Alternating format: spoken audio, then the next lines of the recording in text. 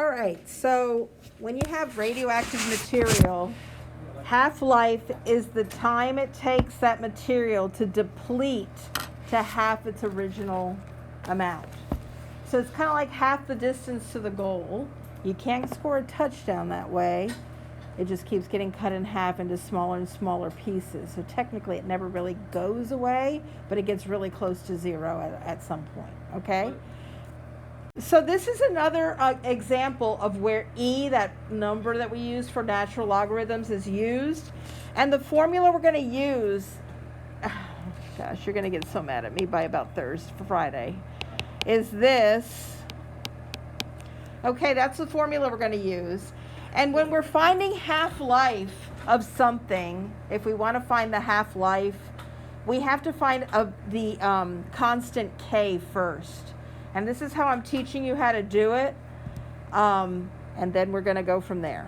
How much of a 100-gram sample of that thing, 198 AU, is left over after 8.10 days if its half-life is 2.7 days?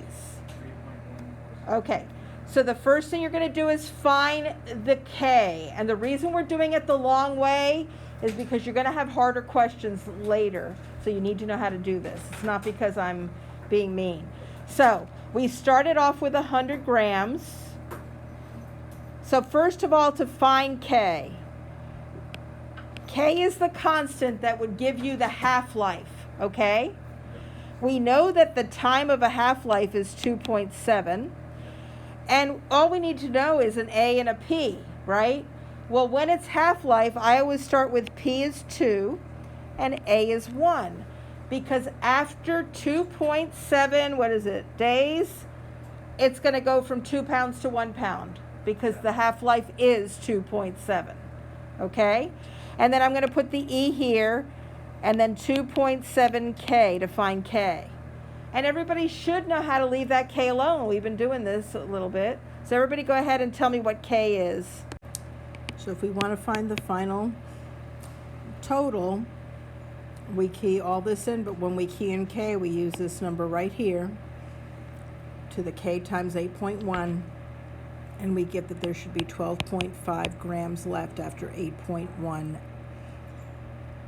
days. So when you think about it, if the half-life is 2.7, there's really 3 half-lives in 8.1. Because 8.1 divided by 2.7 is 3.